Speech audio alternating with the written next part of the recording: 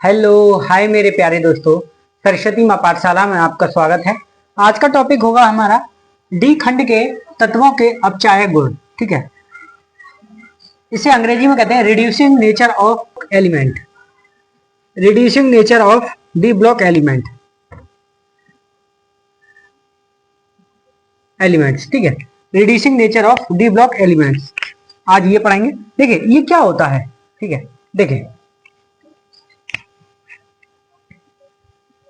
देखिए हमारा Na है, Na के पास ये है। ठीक है, Na जब एक इलेक्ट्रॉन देता है तो Na पॉजिटिव बना लेता है। एक इलेक्ट्रॉन देकर के Na पॉजिटिव बना लेता है और इलेक्ट्रॉन दे देता है इस तरीके से। ठीक है, तो ये क्या हुआ, ये क्या कर रहा है, ऑक्सीकरण कर रहा है अपना। क्या कर रहा है, ऑक्सीकरण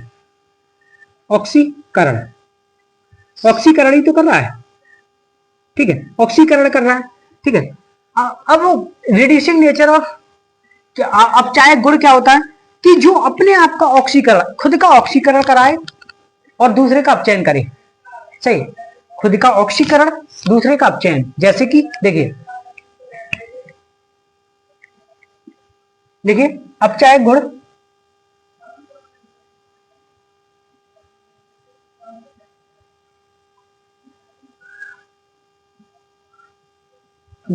अपचायक गुण सामने वाले का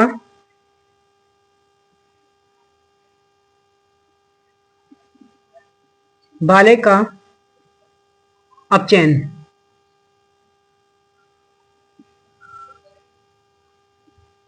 सामने वाले का अपचयन कराए और खुद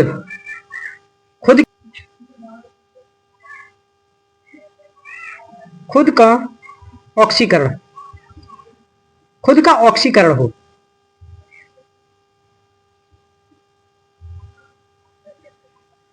जब सामने वाले का अपचयन कराता है वो और खुद का ऑक्सीकरण कराता है तो इसमें क्या होता है, जो हमारी एसआरपी वैल्यू होती है, एसआरपी का मतलब स्टैंडर्ड रिडक्शन पोटेंशियल, यानी क्या था आपने मानक अपचयन विभव पढ़ा था ना, एसआरपी इसे अंग्रेजी में कहते हैं स्टैंडर्ड रिडक्शन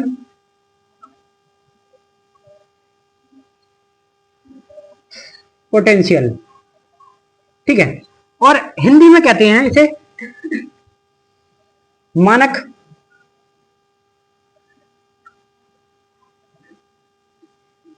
अपचयन विभव। ठीक है, मानक अपचयन विभव क्या होता है इसका। देखिए जब एसआरपी घटता है तो अपचायक गुण बढ़ता है। जब एसआरपी घटेगा तो अपचायक गुण होगा बढ़ेगा। ठीक है, तो इसका मतलब क्या है, जो अपचायक गुण है, अपचायक गुण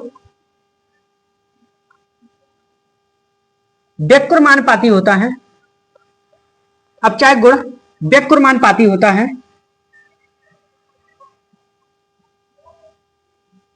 एसआरपी के, यानी कि अपचायक गुण घटेगा तो हमारा वो एसआरपी घटेगा तो अपचायक गुण बढ़ेगा। ठीक है, इसका ये मतलब होता है कि जो अपचायक गुण है व्याकुर्मानुपाती होता है एसआरपी के। ठीक है, ये आपको अच्छे समझ में आ चुका होगा। ठीक है, अच्छे से मैं एक बार फिर बता देता हूं। वो होता है अपचायक गुण, सामने वाले का तो अपचयन कराता है, सामने वाले का अपचयन। ठीक है, खुद का ऑक्सीकरण कराता है। उसका मतलब क्या होता है, एसआरपी। जब एसआरपी घटेगा, एसआरपी क्या होता है, स्टैंडर्ड रिडक्शन पोटेंशियल। इसे हिंदी में कहते हैं मानक अपचयन विभव। जैसे कि आपने पीछे चैप्टर में पढ़ा था। ठीक है, तो ये घटता है तो हमारा जो अपचयन गुण है वो बढ़ता है। तो अपचयन गुण व्याकुर्मानुपाती होता है एसआरपी के। अपचयन गुण क्या होता है, व्याकुर्मानुपाती होता है एसआरपी के। ठीक है, यहां तक उतार लीजिए। आगे देखिए मेरे प्यारे दोस्तों, अब आगे पढ़ेंगे हम मिश्र धातु, एलॉय। ठीक है, मिश्र धातु क्या होती है, मिश्र धातु वो होती है तो कहते हैं, जैसे एक कंपाउंड ये है ए, एक कंपाउंड बी है। इन दोनों कंपाउंडों से ये नया बना तो इसे क्या कहेंगे, मिश्र धातु। ठीक है, ये नया बना तो इसे क्या कहेंगे, मिश्र धातु। ठीक है, इन दोनों से मिलकर के बना है तो इसे हम नाम देंगे मिश्र धातु। ठीक है, मिश्र धातु।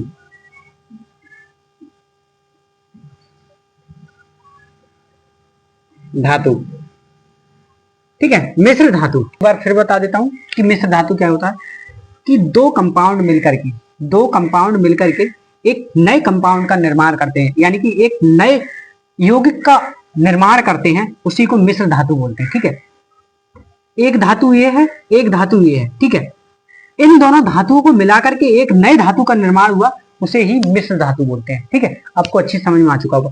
थोड़ा सा इसके बारे में लिख लेते हैं। देखिए पॉइंट पहला, ये दो या दो से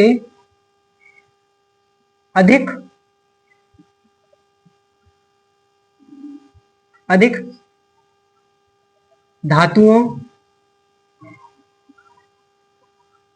धातुओं का समांगी मिश्रण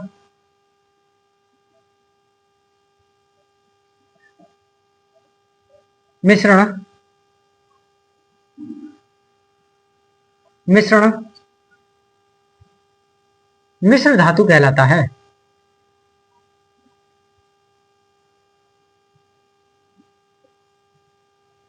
मिश्र धातु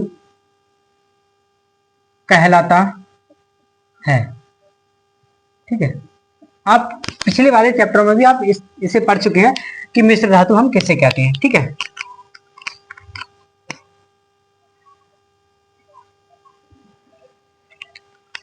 दूसरा पॉइंट देखिए, मिश्र धातु की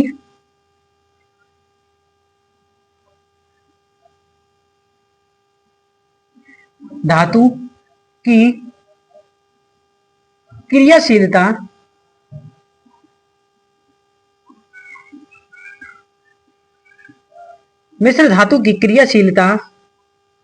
सामान्य धातुओं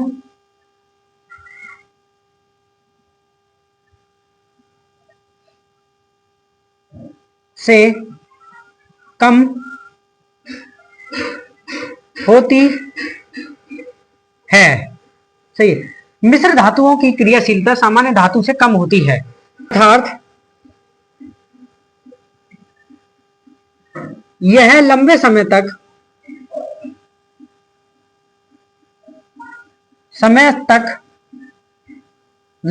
तक क्रिया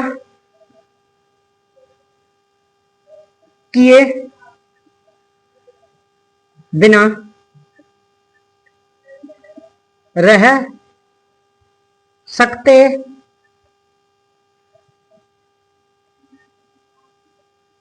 हैं। ठीक है, देखिए इसका मतलब क्या है कि जो मिश्र धातु होती है उसकी क्रियाशीलता बहुत होती है, वो क्रिया नहीं करते मतलब हमारे वायुमंडल में ऑक्सीजन के साथ क्रिया नहीं कर पाते हैं, और जो शुद्ध धातु होती है वो बहुत जल्दी क्रिया कर लेती है। फॉर एग्जाम्पल, आपने कभी देखा होगा कि लोहा ऐसे डाल दिया जाए मतलब एनवायरमेंट में ऑक्सीजन की अवस्था में, तो वो बहुत जल्दी जंग पकड़ लेता है। ठीक है, और उसी पर हम पेंट कर दें या उसी लोहे को और दो चीजों से मिलकर के उसे बनाएं, तो उसमें क्रियाशीलता बहुत ही अधिक हो जाती है, बहुत कम होती है, यानी कि वो क्रिया उसकी क्रिया हो ही नहीं सकती, उसकी क्रिया ऑक्सीजन की अवस्था में बहुत कम होती है। ठीक है, तो आप ये समझ चुके हैं कि इस दूसरे पॉइंट का क्या मतलब है। तीसरा पॉइंट लिखिए, द्विखंड के आकार लगभग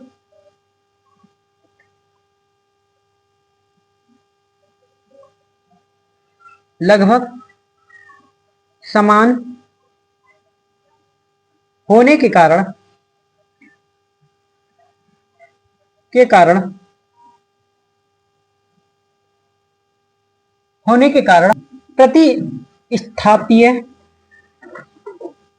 प्रतिस्थापीय मिश्र धातु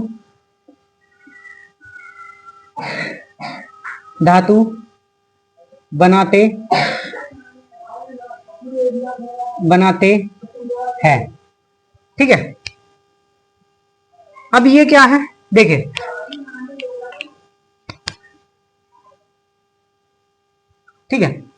को प्रतिस्थापीय मिश्र धातु भी कहते हैं। क्या कहते हैं?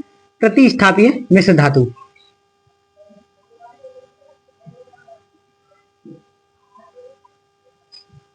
प्रतिस्थापीय धातु, ठीक है, प्रतिस्थापीय मिश्र धातु भी इन्हें कहते हैं। ठीक है, यहां तक उतार लीजिए, उसके बाद आगे चलते हैं। ठीक है मेरे प्यारे दोस्तों, कुछ एग्जांपल है मिश्र धातु के। देखिए कुछ महत्वपूर्ण मिश्र धातु कौन कौन सी होती है। देखिए पहला होता है पीतल, इसे हम अंग्रेजी में ब्रास कहते हैं। ये किससे मिलकर बनता है? कॉपर और जिंक से। ठीक है, दो चीजों से मिलकर बनता है पीतल। किससे? कॉपर और जिंक से। ये क्वेश्चन एमसीक्यूज में बहुत बार पूछे जाते हैं। ठीक है, और बहुत बार पूछे गए हैं। ठीक है, कि पीतल किससे मिलकर बनता है, कांसा किससे मिलकर बनता है। ऑप्शन दे देगा आपको, आपको पता नहीं होगा तो आप कैसे बता पाएंगे। ठीक है, तो इसलिए लिखा दे रहे हैं। पीतल किससे मिलकर बनता है? कॉपर और जिंक से। ठीक है, कांसा किससे मिलकर बनता है?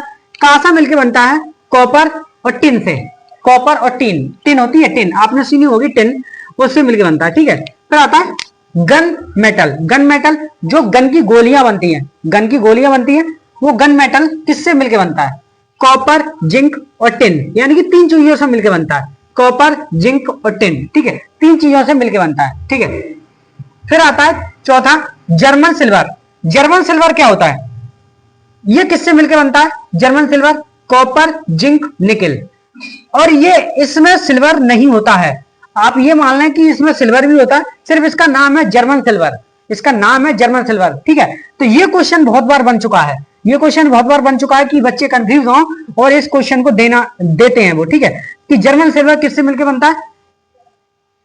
Copper, zinc, nickel. ठीक है, इन तीन चीजों से मिलकर बनता है। इसमें सिल्वर नहीं होता है, लिख दिया है इसीलिए, इसमें सिल्वर नहीं होता है। ठीक है, देखिए आपने ये समझ लिया। उसके बाद इधर देखिए मिश्र धातु, यदि मिश्र धातु में यदि एक धातु Hg यानी कि मरकरी हो तो इसे अमलगम कहते हैं। ये याद रखना कि जब किसी धातु में किसी मिश्र धातु में Hg यानी कि मरकरी जुड़ा हुआ हो तो उसे अमलगम कहते हैं। क्या कहते हैं? अमलगम। ठीक है, ये याद रखना, अमलगम कहते हैं। ठीक है, क्या कहते हैं? अमलगम। ठीक है मेरे प्यारे दोस्तों, देखिए डी खंड के तत्वों के लिखिए गुण क्या होते हैं? कैटलिस्ट, उत्प्रेरकीय गुण, यानी कि कैटलिस्ट होते हैं जो हमारी रिएक्शन में कराने में मदद करते हैं। रिएक्शन कराने में मदद करते हैं, उन्हें हम उत्प्रेरकीय गुण कहते हैं। जैसे पीटी और पीडी, ये सब क्या है? उत्प्रेरक है, यानी कि रिएक्शन कराने में मदद करते हैं। रिएक्शन कराने में मदद करते हैं। जैसे कि देखिए असंतृप्त हाइड्रोकार्बन का हाइड्रोजनीकरण करवाता है ये, तो कौन सा उत्प्रेरक लगता है? कौन सा उत्प्रेरक लगता है? उनमें लगता है, देखिए कौन? Nickel, platinum, PD. ठीक है, निकेल, प्लेटिनम, पैलेडियम। ठीक है, प्लेडियम। ठीक है, ये तीन होते हैं जो ऐसे उत्प्रेरक होते हैं जो असंतृप्त हाइड्रोकार्बन का हाइड्रोजनीकरण करवाते हैं। ठीक है, फिर आता है H2SO4 के निर्माण की संपर्क विधि क्या होती है? कॉन्टैक्ट प्रोसेस क्या होती है? इसमें H2SO4 किससे, कौन से उत्प्रेरक से बनता है? तो B2O3, ये हमारा एक उत्प्रेरक है जो H2SO4 के निर्माण में काम आता है। H2SO4 के निर्माण में काम आता है B2O3। H2SO4 के निर्माण में कौन सा काम आता है? B2O3। ठीक है, फिर आ रहा है HNO3 के निर्माण की ऑस्वाल्ड विधि। HNO3 के निर्माण की ऑस्वाल्ड विधि सिर्फ एक ही काम आता है, पीटी, यानी कि प्लेटिनम काम आता है, जो कि ऑस्वाल्ड विधि में काम आता है। ठीक है, ऑस्वाल्ड विधि में HNO3 के निर्माण में काम आता है। ठीक है, फिर आता है Cl2 के निर्माण की डिक्टन विधि। Cl2 के निर्माण की डिक्टन विधि में कौन सा उत्प्रेरक काम आता है?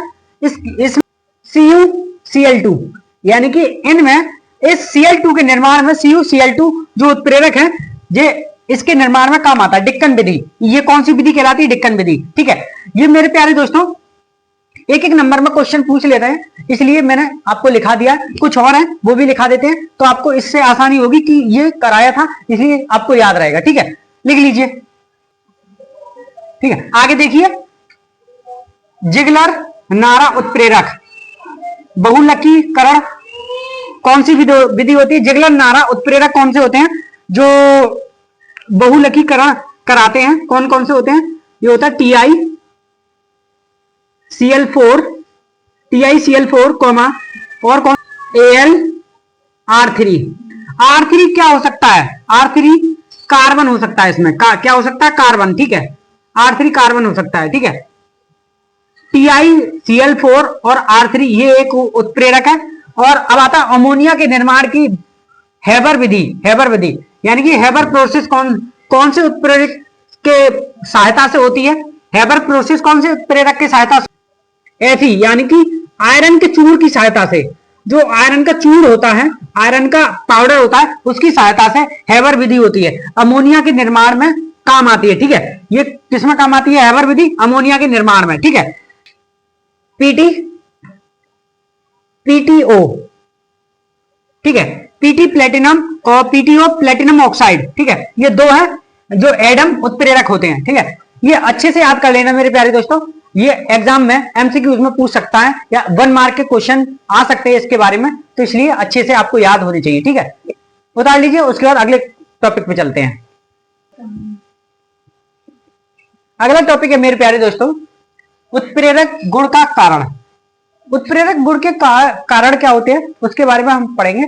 देखिए कारण क्या होता है, देखिए मतलब ये उत्प्रेरक गुण किस तरीके से काम करते हैं, किस तरीके से अप्लाई होते हैं, उसके बारे में पढ़ रहे हैं, ठीक है। आपने एक रिएक्शन देखी होगी, देखिए आपने एक रिएक्शन देखी होगी कि CH2 डबल बॉन्ड CH2, ठीक है। इन दोनों से CH3 सिंगल बॉन्ड CH3 का निर्माण होता है, ठीक है। पर होता कैसे है वो देख लीजिए। ये क्या करते हैं, CH2 double bond CH2 hydrogen से रिएक्शन करते हैं और CH3 सिंगल बॉन्ड CH3 का निर्माण करते हैं, ठीक है। पर इनमें कौन कौन से उत्प्रेरक काम आते हैं? इनमें कौन से उत्प्रेरक काम आते हैं? उत्प्रेरक का काम क्या होता है? उत्प्रेरक का काम होता है, देखिए अब ये रिएक्शन, ये कंपाउंड बना, ये हमारा क्या होता है? ये हमारा आपने पढ़ा होगा पीछे, ये हमारा होता है इथीन, ठीक है, इथीन। और ये हमारा होता है इथेन। क्या होता है? Ethane. Double bond ethene, single bond ethane, ठीक है, इथेन, ठीक है, इथेन, ये इथीन है। इथेन से जब हाइड्रोजन के साथ रिएक्शन करता है तो इथेन, ये हाइड्रोजन इसके साथ जब ही अभिक्रिया करेगा, क्योंकि हाइड्रोजन के जो बॉन्ड होते हैं आपस में टूटने के लिए ये बॉन्ड, इस बॉन्ड को तोड़ने के लिए 1200 किलो जूल की एनर्जी की जरूरत होती है। 1200 किलो ऊर्जा की जरूरत होती है, इतनी ऊर्जा की जरूरत होती है इन दोनों के बीच का बॉन्ड टूटे और इन दोनों में जाके जुड़े, उसके बाद इसका निर्माण हो, ठीक है। अब इस रिएक्शन को करने के लिए उत्प्रेरक आते हैं। उत्प्रेरक क्या करते हैं? उत्प्रेरक ये काम करते हैं, उत्प्रेरक इनके बीच में आते हैं और उत्प्रेरक जो हाइड्रोजन है, हाइड्रोजन के बीच में जो बॉन्ड होता है बहुत मजबूत बॉन्ड होता है। मान लीजिए ये इस तरीके से चिपके हुए होते हैं आपस में कि ये बहुत ही तगड़ा बॉन्ड लगाए हुए होते हैं, यानी कि छूट ही नहीं सकते। जो हमारा पीटी, एनआई और पीडी, ये तीनों होते हैं, ये काम करते हैं यहां पर, और ये इन दोनों को अपनी सतह पर चिपका लेते हैं इस तरीके से, ठीक है, अपनी सतह पर चिपका लेते हैं। और अपनी सतह पर चिपकाने के बाद क्या करते हैं, इन दोनों के बीच का बॉन्ड होता है वो कमजोर कर देते हैं।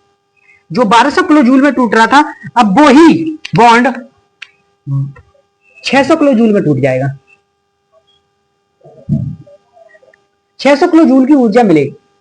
यानी उत्प्रेरक का क्या काम होता है? उत्प्रेरक का सिर्फ इतना काम होता है कि उस जो आइटम, यानी कि जो उसका बॉन्ड, दो एक आइटम का, यानी कि एक तत्व का बॉन्ड, दोनों के बीच का बॉन्ड 1200 किलो जूल में टूट रहा था, उत्प्रेरक उसे अपनी ओर खींचता है और अपनी सतह पर चिपका देता है। उन दोनों के बीच का बॉन्ड है वो कमजोर कर देता है, और उसके बाद जो 1200 में टूट रहा था अब वो 600 में टूटने लगेगा, ठीक है। तो आधी एनर्जी कम कर दी उसने। तो आधी एनर्जी कम करने के बाद फिर ये रिएक्शन हो जाती है। यहां एक हाइड्रोजन आके जुड़ जाता है, और यहां एक हाइड्रोजन आगे जुड़ जाता है, ठीक है। ये अलग अलग हो जाते हैं, 600 किलो जूल की एनर्जी लगती है। उत्प्रेरक इस तरीके से काम करते हैं, ठीक है। आपको अच्छे समझ में आ चुका होगा कि उत्प्रेरक ने क्या किया हाइड्रोजन के साथ। मैं एक बार फिर समझा देता हूं। ये हमारा इथीन है। इथीन जब इससे रिएक्शन करेगा तो इसे 1200 किलो जूल की एनर्जी की जरूरत पड़ेगी, ठीक है। 1200 किलो जूल बहुत बड़ी एनर्जी होती है, इसलिए क्या करता है, इथीन के साथ, यानी कि इथेन बनाने के लिए इथीन से हाइड्रोजन के जो बॉन्ड हैं, वो उस बॉन्डों को कमजोर करने के लिए हम उत्प्रेरक का यूज करते हैं। वो कौन से उत्प्रेरक होते हैं, पीटी, एनआई, पीडी, ठीक है। 3 उत्प्रेरक होते हैं। ये क्या काम करते हैं, अपने जो हाइड्रोजन होते हैं उन दोनों हाइड्रोजनों को अपनी सतह पर चिपका लेते हैं। उनके बॉन्ड इतने मजबूत होते हैं, वो 1200 किलो जूल की एनर्जी पर टूटेंगे, अन्यथा टूटेंगे ही नहीं, ठीक है। उत्प्रेरक ये काम करते हैं कि अपनी सतह पर चिपका लेते हैं और उन्हें खींचातानी में उनकी बॉन्ड कमजोर कर देते हैं। वो बॉन्ड 1200 किलो जूल में टूट रहे थे, वो 600 किलो जूल में टूटेंगे। इतना काम होता है। उसके बाद ये कंपाउंड बन के तैयार हो जाता है, ठीक है। ये कंपाउंड बन के तैयार हो जाता है। एक एच यहां चला जाता है, ठीक है। यहां से एच टूटा, यहां से एच टूटा, ठीक है। तो एक एच यहां चला गया और एक एच यहां चला गया। इस तरीके से रिएक्शन हो जाती है। ये एक एच यहां चला गया, एक एच यहां चला गया, फिर हमारा ये कंपाउंड बनकर के तैयार हो जाता है, इथेन, ठीक है। यहां डबल ट्रिपल एच, यहां ट्रिपल एच, यानी कि दोनों जगह ट्रिपल ट्रिपल एच आ जाते हैं, ठीक है। आपको अच्छे से समझ में आ चुका हो, ठीक है, सही है। अब इसके बारे में थोड़ा सा लिखा देते हैं तो आपको अच्छे से समझ में आ जाएगा। देखिए हमने लिखा है, यह परिवर्तनशील ऑक्सीकरण अवस्था दर्शाते हैं, इस कारण यह आसानी से माध्यमिक यौगिक बना लेते हैं, ठीक है। देखिए हमारे पास A प्लस बी 2 अभिकारक थे और उनसे ए बी जुड़ करके एक उत्पाद बन गया, ठीक है। ये अभिकारक है हमारे, अभिकारक, और ये उत्पाद बना, ठीक है। उनके बीच में मदद, इन दोनों को बनाने के बीच में मदद किसने की, उत्प्रेरक ने। जो उत्प्रेरक हम यहां मान लेते सी है, ठीक है। उत्प्रेरक ने इन दोनों को बनाने की मदद की। अब उत्प्रेरक करता कैसे काम है, देखिए उत्प्रेरक ने जो अभिकारक ए था उसके साथ अपना योगदान दिया और एक माध्यमिक अभिक्रिया की, ठीक है। ए सी से मिल गया, यानी कि ए सी दोनों, यानी कि जो उत्प्रेरक है और ये अभिकारक का एक पार्ट है, ठीक है। तो ये हमारी कौन सी अभिक्रिया हुई, ये माध्यमिक, ठीक है, माध्यमिक हुई, यानी कि बीच में ये रिएक्शन रुक गई, ठीक है। अब ये क्या करेगा, यहां पर लाएगा AC प्लस बी से रिएक्शन करवाएगा, इन दोनों की अब रिएक्शन करवाएगा और खुद अलग हो जाएगा, खुद अलग हो जाएगा और इन दोनों का उत्पाद बना देगा इस तरीके से, और खुद अपना अलग, ठीक है। यानी कि अभिकारक जो उत्प्रेरक था वो अलग हो गया, उत्प्रेरक अलग हो गया,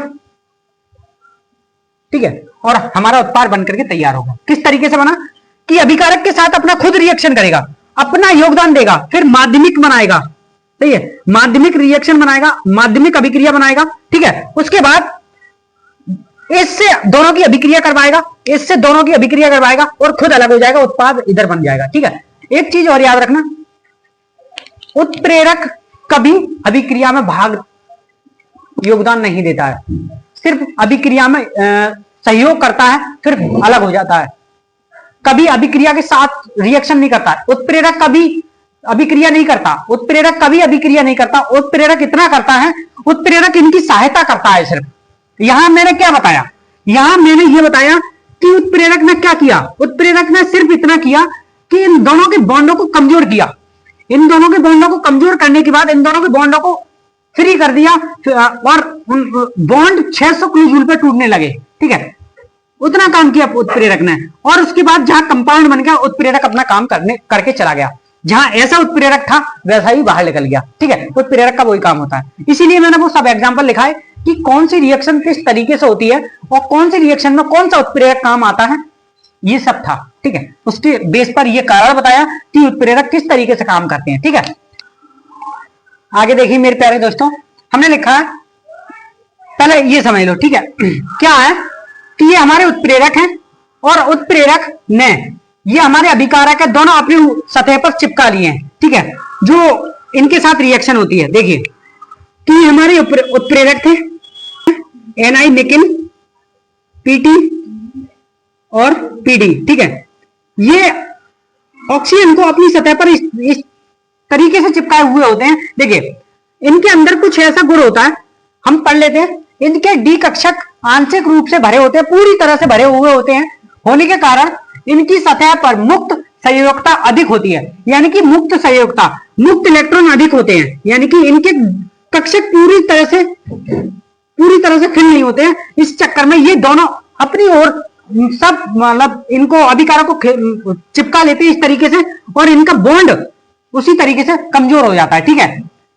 अधिक संयोजकता होती है जिससे इनकी सतह पर अभिकारक के अणु अधिशोषित हो जाते हैं। अधिशोषित यानी कि अभिकारक के जो अणु होते हैं अधिशोषित हो जाते हैं, पूरी तरह से चिपक जाते हैं और संक्रियण ऊर्जा घट जाती है। इनकी संक्रियण ऊर्जा घट जाती है, इन दोनों की संक्रियण ऊर्जा, जो हाइड्रोजन हाइड्रोजन थे दोनों की संक्रियण ऊर्जा घट जाती है और बॉन्ड कमजोर हो जाता है, इसलिए आसानी से टूट जाता है, ठीक है। आपको अच्छे से समझ में आ चुका होगा कि ये हमारा उत्प्रेरक है। उत्प्रेरक क्या काम करता है कि मान लीजिए ये है और ये है, इन दोनों के हाइड्रोजन को अपनी सतह पर चिपका लेगा और अपनी सतह पर जब तक चिपकाए रखता है जब तक इनकी संक्रियण ऊर्जा कम हो जाती है, फिर छोड़ देता है। फिर वो ही संक्रियण ऊर्जा कम होने के कारण ये बॉन्ड आसानी से टूट जाते हैं और इससे हमारी रिएक्शन हो जाती है, ठीक है। तो आप समझ में आ चुका होगा किस कारण से और क्यों होता है ये, क्योंकि मुक्त संयोजकता अधिक होती है। मुक्त संयोजकता उनके अंदर अधिक होती है, पूरे उनके जो आंशिक कक्षक होते हैं पूरे भरे हुए होते हैं, इसलिए मुक्त संयोजकता अधिक होती है, यानी कि अधिक होती है। इसके कारण अभिकारक के अणुओं को अपनी सतह पर चिपका लेते हैं और उनको चिपका करके उनकी जो संक्रियण ऊर्जा है कम हो जाती है और उसके बाद यह अभिकारक पूरी तरह से उत्पाद में बदल जाता है, ठीक है। पूरी तरह से उत्पाद में बदल जाता है, इन दोनों के बीच का बॉन्ड टूटेगा, उसके बाद उत्पाद में बदल जाता है, ठीक है। अच्छे से आपको समझ में आ चुका होगा मेरे प्यारे दोस्तों। इस लेक्चर में बस इतना ही, अगले लेक्चर में मिलते हैं अगले टॉपिक के साथ। तब तक के लिए वीडियो देखते रहिए, वीडियो को लाइक कीजिए, चैनल को सब्सक्राइब कीजिए और अपने दोस्तों में शेयर कीजिए। धन्यवाद। ऐसे ही देखते रहिए, मेहनत करते रहिए। धन्यवाद।